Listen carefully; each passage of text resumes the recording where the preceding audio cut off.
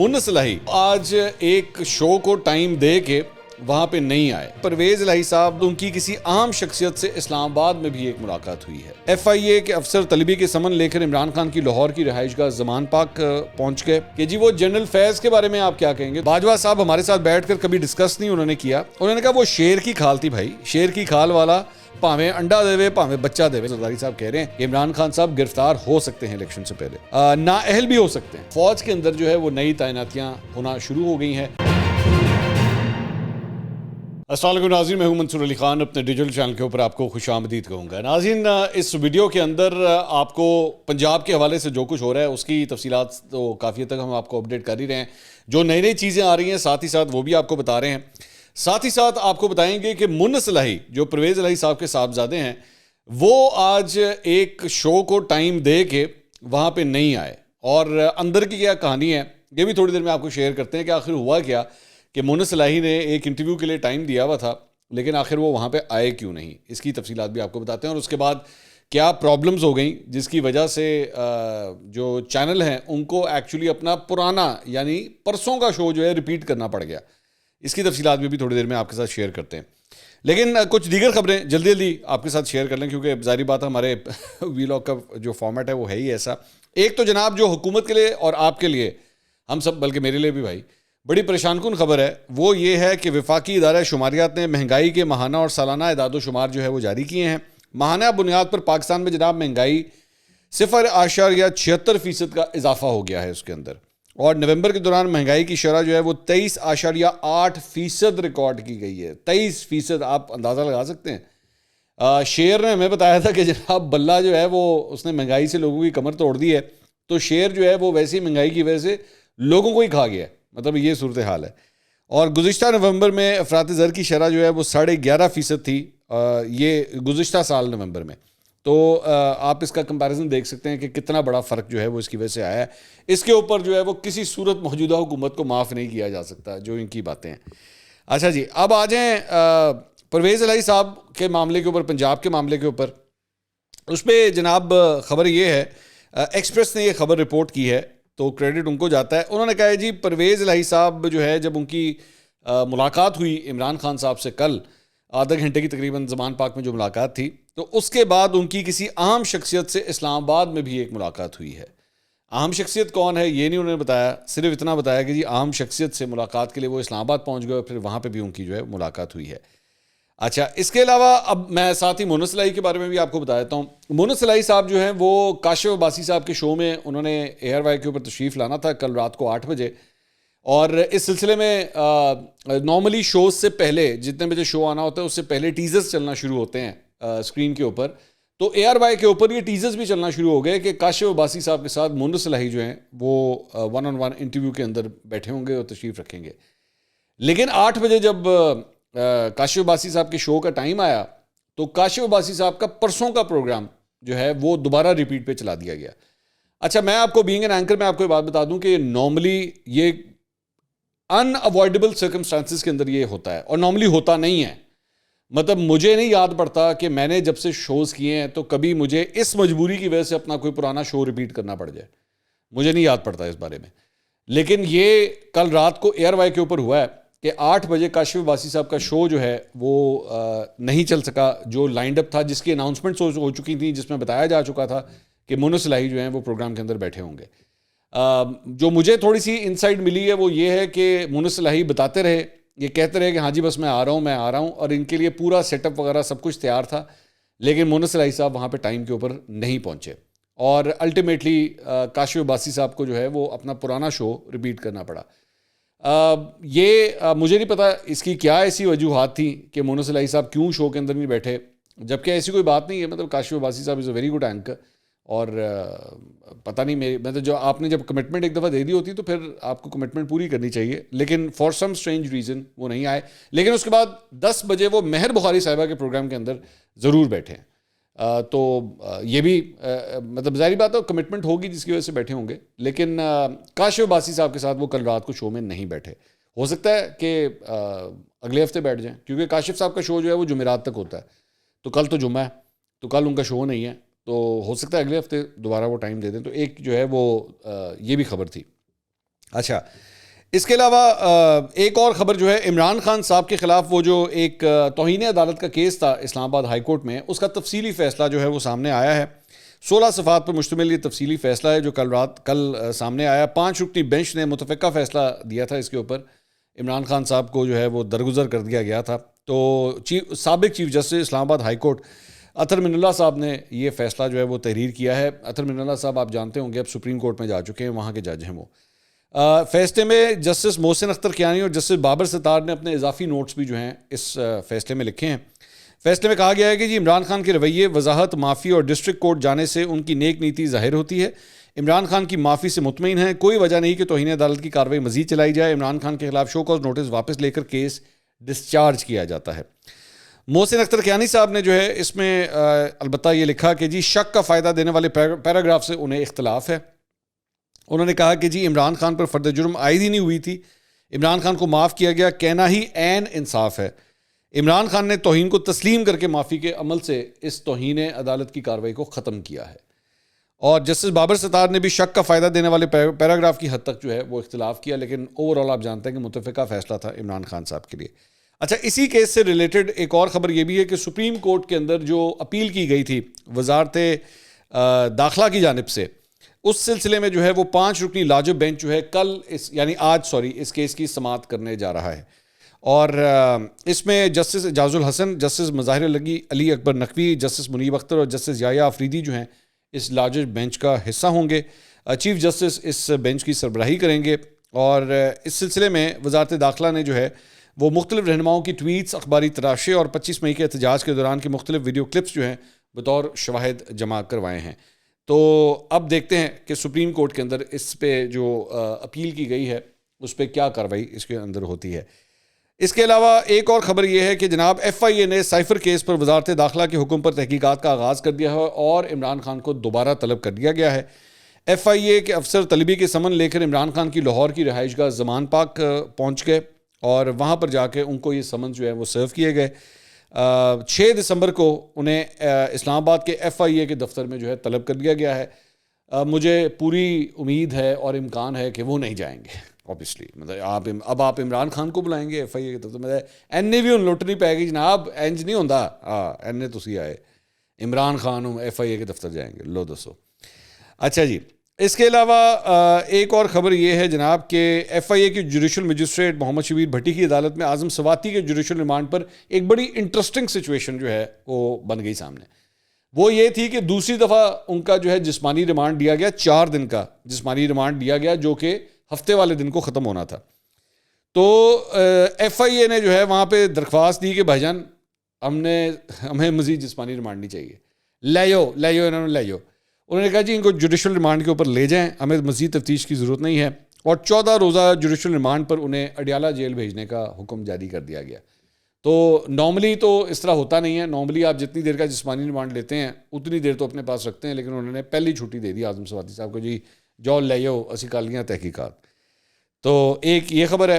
اس کے علاوہ جناب تحریک انصاف کی جانب سے دیگر جماعتوں کے فورن فنڈنگ کیسز کے حوالے سے جلد فیصلے کے لیے ایک نئی درخواست دائر کر دی گئی ہے کہ ادھر بھی تو دیکھو وہ جو پی ٹی آئی کا ایک ہفتہ پرانا فارمولا ہے نا کہ ادھر بھی تو دیکھو، تو یہ وہی والا ہے. فاروق حبیب صاحب نے اسلام آباد ہائی کورٹ میں پہلے سے زیر سماعت کیس میں متفرق درخواست دائر کی ہے جس میں کہا گیا ہے کہ جی الیکشن کمیشن کو ہدایت کی جائے کہ نون لیگ، پیپلز پارٹی اور دیگر جماعتوں کے ممنوعہ فنڈنگ کیسز کی سماعت روزانہ کی بنیاد پر کیے جائیں. اور پی ٹی آئی کی طرح دیگر جماعتوں کے ممنوعہ فنڈنگ کیس سننے میں الیکشن کمیشن ناکام رہا ہے اور دیگر سیاسی جماعتوں کو موقع دیا گیا کہ وہ پی ٹی آئی کے خلاف غلط رپورٹ کا سیاسی فائدہ اٹھائیں تو انسانوں بھی دو، مطلب انسانوں بھی تو موقع دو. یہ خیر اس میں نہیں لکھا ہے، میں ویسے ہی آپ سے کہہ رہا ہوں. اچھا جی، اس کے علاوہ ایک اور خبر جو ہے وہ اب آصف علی زرداری صاحب کا ایک جناب انٹرویو ہے جو آسمہ شرازی صاحبہ نے کل رات کو کیا. اوبیسلی آصف علی زرداری صاحب آپ جانتے ہیں کہ بہت کم انٹرویوز دیتے ہیں اور آسمہ شرازی صاحبہ نے ان کا انٹرویو کیا. It was a good interview, بڑے اچھے پرٹیننٹ کویشچنز موجودہ حالات کے حوالے سے آسمہ صاحبہ نے کیے. ان سے سوال کیا گیا اور اس گفتگو کو میں اس لیے آپ سے شیئر کر رہا ہوں تاکہ آپ کو تھوڑی سی انسائٹس مل سکیں کہ دوسری سائڈ کے اوپر یعنی یہ جو حکومتی اتحاد ہے اس کی جو ہے وہ سوچ کدھر گھوم رہی ہے اور وہ لوگ کن لائنوں کے اوپر سوچ رہے ہیں. ان سے سوال کیا گیا جی عمران خان کے خلاف تحریک اعتماد لانے کے پیچھے کیا تھا. تو انہوں نے کہا جی کچھ فیصلے ایسے تھے جو پرائم منسٹر کرتا ہے اور ان کی چھوٹی سوچ ہے, ان کی سوچ سیاسی نہیں ہے, اگر یہ غلط فیصلے کر دیتا تو قوم کے لیے رہنا مشکل ہو جاتا. سیاست میں ہار جیت ہوتی رہتی ہے. عمران خان کو جو کرنے جا رہا تھا اللہ کا شکر ہے اسے روک لیا.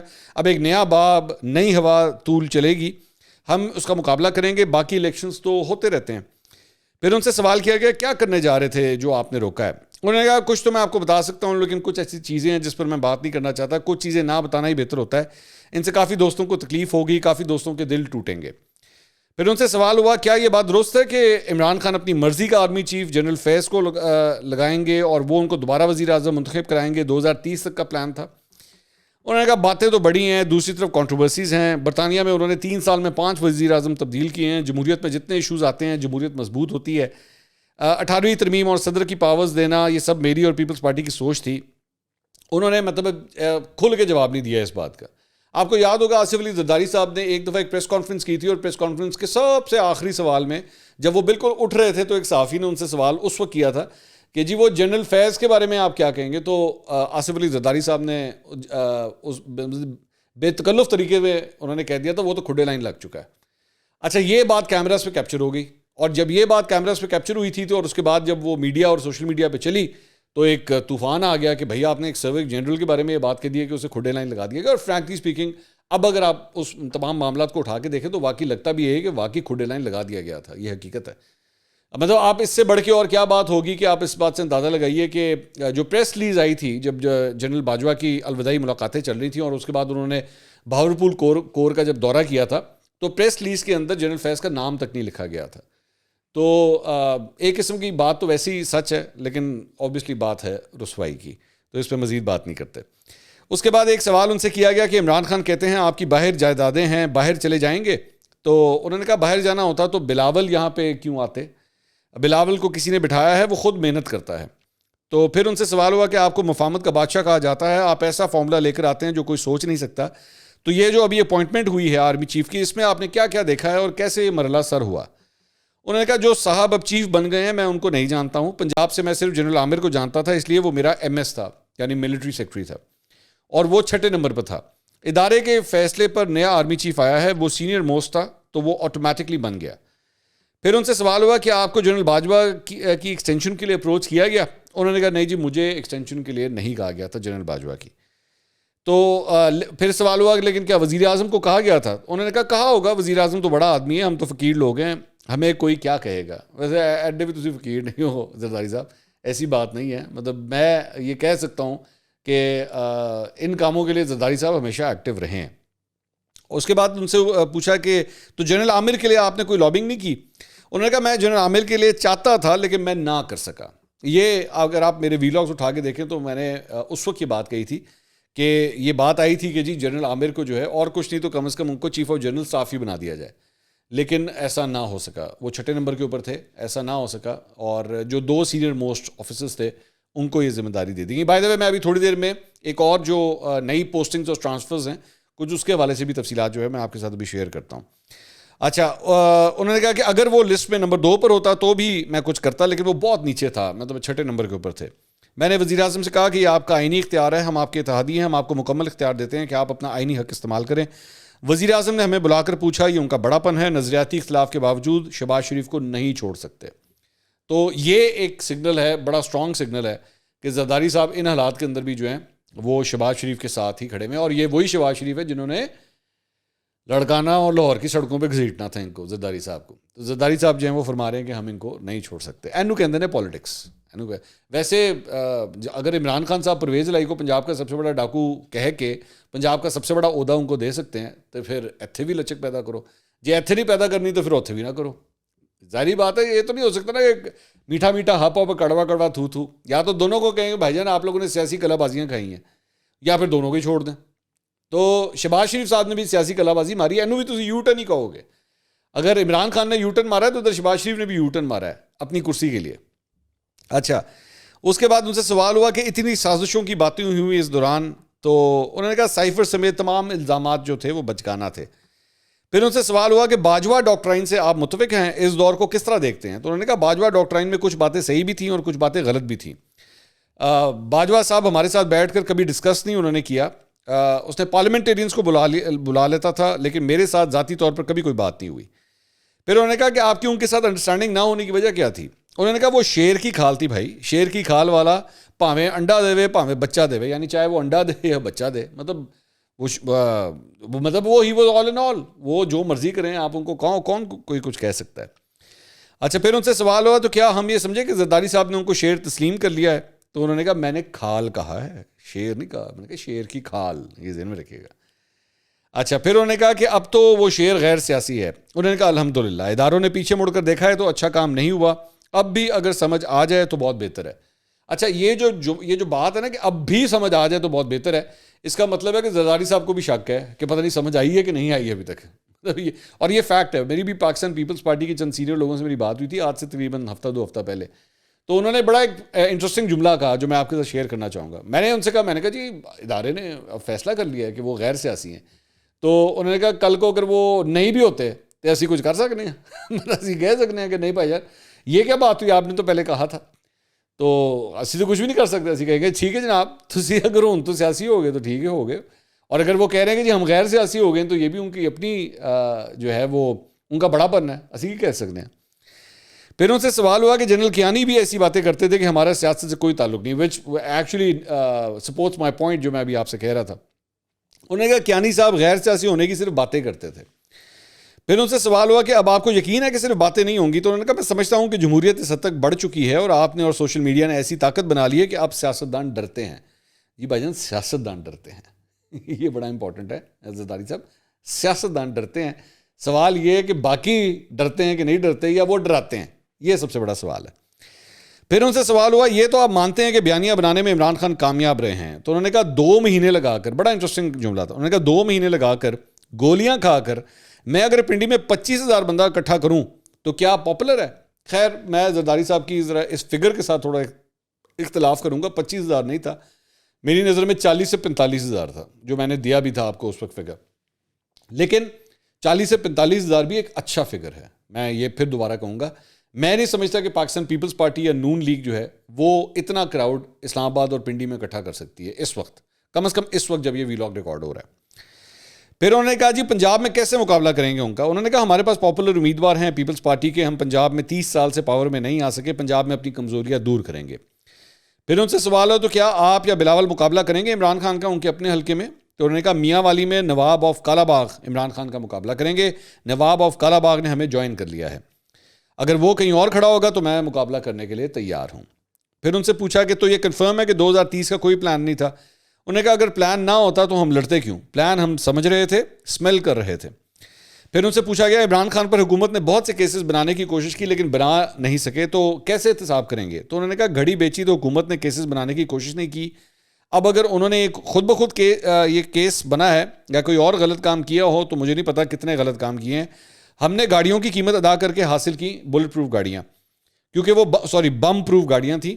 قذافی نے پہلے کسی کو بھیجی ہے گاڑی، اس نے میرے لیے بھیجی، میں نے اس کی ڈیوٹی دی، اس کی قیمت دی، پھر وہ لی. اس کے باوجود 25 سال بعد ہفتہ پہلے کیس ختم ہوا ہے سپریم کورٹ سے جس میں مجھے سزا مل چکی تھی. تو انہوں نے سوال کیا تو حکومت کا کوئی ارادہ نہیں ہے عمران خان کے احتساب کا؟ تو انہوں نے کہا عمران خان کا احتساب اگر ہونا ہے تو نیب کرے گا، ہم نہیں کریں گے. پھر سوال ہوا تو عمران خان گرفتار بھی ہو سکتے ہیں؟ تو انہوں نے کہا نیب کرے تو کرے، الیکشن سے پہلے وہ گرفتار ہو سکتے ہیں. اب یہ بڑی سٹیٹمنٹ ہے جو زرداری صاحب کہہ رہے ہیں کہ عمران خان صاحب گرفتار ہو سکتے ہیں الیکشن سے پہلے، نااہل بھی ہو سکتے ہیں. پھر سوال ہوا کہ آپ کہہ رہے ہیں پنجاب میں حکومت تبدیل ہونی چاہیے، نمبرز ہیں؟ انہوں نے کہا پنجاب میں حکومت تبدیل ہونی چاہیے، میرے پاس نمبرز ہیں اور نمبرز بڑھا بھی سکتا ہوں. تو انہوں نے کہا جی پرویز الہی ہوں گے آپ کے ساتھ یا کوئی اور چوائس بھی ہے؟ انہوں نے کہا چودھری پرویز الہی سے کیا بات کریں، اور بڑی چوائسز ہیں. چودھری پرویز الہی سے ناراضی نہیں بلکہ دوریاں ہیں جن کو ختم کیا جا سکتا ہے، پہلے بھی ختم کیا تھا اور ان کو ڈپٹی وزیر اعظم بنایا تھا جو پوسٹ ہی نہیں تھی اور ان کو 17 وزارتیں دی تھیں. اب انہوں نے خود دوری اختیار کی ہے تو دیکھیں گے، ویسے بھی اب پرویز الہی سے بہتر چوائسز ہیں. تو ان سے پھر سوال کیا گیا کہ قبل از وقت انتخابات ہو سکتے ہیں؟ تو انہوں نے کہا میں نہیں سمجھتا کہ پہلے انتخابات ہمیں یا جمہوریت کے لیے سود مند ہوں گے. سوال ہوا کہ عمران خان اگر پنجاب اور خیبر پختونخوا کی اسمبلیاں تحلیل کر دیتے ہیں تو انتخابات ہوں گے؟ انہوں نے کہا پھر انتخابات ہوں گے لیکن دیکھتا ہوں وہ کتنے اراکین بناتا ہے، اگر وہ اسمبلیاں توڑیں گے تو ہم انتخابات لڑیں گے اور اگر نہیں توڑیں گے تو اپوزیشن کریں گے. اگر اسمبلیاں نہیں توڑی گئیں تو ہر جگہ عدم اعتماد کی تحریک لائیں گے، پنجاب اور خیبر پختونخوا میں بھی لے کر آئیں گے. پھر ان سے پوچھا گیا کہ خیبر پختونخوا میں تو آپ کے پاس اتنی سیٹیں نہیں ہیں، انہوں نے کہا سیٹیں ہیں, تھوڑے دوست گمراہ ہیں, ان کو واپس لانا ہے, کوئی ایسا طریقہ کریں گے جس میں ان کو استعفیٰ بھی نہ دینا پڑے اور اسمبلی بھی چلے اور حکومتیں بھی چلیں. ہم نے تو پہلے کون سے اراکین خریدے ہیں, بلکہ گفتگو ہوتی ہے کہ اگلے انتخابات میں ساتھ چلیں گے. ایسا نہیں ہوتا کہ 50 کروڑ لے لیں اور اسمبلیاں گرا دیں. میں نے کوئی بندہ نہیں خریدا اور ضرورت ہی نہیں پڑی. اور ہی فارمولا, اور وہی فارمولا دوبارہ خیبر پختونخوا اور پنجاب میں بھی انتخابات سے پہلے ہوگا. انتخابات اپنے وقت پر ہونے چاہیے, نئی اسٹیبلشمنٹ سے کوئی دباؤ نہیں آئے گا, اور میرے خیال میں انہوں نے بات کی ہے کہ اسٹیبلشمنٹ سیاست سے الگ ہو گئے ہیں, تو میں اس کو سراہتا ہوں. صدر کے مواقع کے بارے میں کچھ کہنا قبل از وقت ہوگا, صدر کے پاس اختیار کوئی نہیں ہے. تو یہ انہوں نے بات کہی. اس کے بعد فواد چودھری صاحب نے ایک ٹویٹ کیا. انہوں نے کہا آصف زرداری نے پہلے بھی بڑھ ماری تھی کہ پنجاب میں حکومت نہیں بننے دیں گے. چودھری شجاعت صاحب کے پاؤں پڑھ کر خط لکھوایا, ایک بھی ایم پی اے ان کے کہنے میں نہیں آیا. قومی اسمبلی کے 20 لوگ پیسے لے کر بھی زرداری کے ساتھ کھڑے نہیں ہوئے. پیپلز پارٹی کے پاس ووٹر دور, امیدوار بھی نہیں ہے. یہ وہی فواد چودھری صاحب ہیں جو ایک زمانے میں ہمیں بتاتے تھے کہ آصف علی زرداری صاحب جو ہیں اس ملک کے لیے کتنی بڑی نعمت ہے اور کتنے بڑے لیڈر ہیں. یہی فواد چودھری صاحب. آج فواد چودھری صاحب ہمیں بتا رہے ہیں کہ جناب آصف علی زرداری صاحب بڑھ کے مارتے ہیں. یہی سیاست ہوتی ہے, اسی کو سیاست کہتے ہیں. اس کے علاوہ ناظرین ایک اور خبر آپ کو یہ دیتے ہیں کہ سوشل میڈیا کے اوپر یہ خبریں چل رہی ہیں. ابھی تک اس کی کوئی آفیشیل اناؤنسمنٹ نہیں ہوئی ہے کہ جناب فوج کے اندر جو ہے وہ نئی تعیناتیاں ہونا شروع ہو گئی ہیں. یہ بتایا گیا ہے کہ جنرل بابر افتخار جو D G I S P R ہیں, ان کے بارے میں یہ بات آئی ہے کہ جناب ان کو کور کمانڈر کراچی لگا دیا گیا ہے, اور احمد شریف صاحب جو ہیں وہ نئے D G I S P R, major general Ahmed Sharif Sahab جو ہیں وہ نئے D G I S P R کے طور پہ جو ہیں وہ آ رہے ہیں. اس کے علاوہ اور بھی مطلب تبدیلیوں 10 کور کی بھی بات ہوئی ہے کہ وہاں پہ بھی تبدیلی ہو چکی ہے, اور چیف آف جنرل سٹاف بھی جو ہے وہ تبدیل ہو چکا ہے. میں نام زیادہ ڈیٹیل میں اس لیے نہیں جانا چاہ رہا کیونکہ یہ ساری چیزیں واٹس ایپ گروپس اور سوشل میڈیا کے اوپر چل رہی ہیں. سوشل میڈیا کے اوپر تو بلکہ کئی صحافیوں نے جو ہے یہ جو D G I S P R کی تبدیلی ہے اس کے بارے میں تو انہوں نے ٹویٹس بھی کر دی ہیں, لیکن آئی ول اسٹل ہولڈ اٹ, کیونکہ جب تک آئی ایس پی آر اس کو آفیشیلی اناؤنس نہیں کرتا تب تک میرے خیال میں اس کو ہمیں اوتھینٹک نہیں سمجھنا چاہیے. میں صرف یہ جو چیٹر ہو رہی ہے میں صرف وہ آپ کے ساتھ شیئر کر رہا ہوں. اگلی ویڈیو میں دوبارہ ملاقات ہوگی. اللہ حافظ.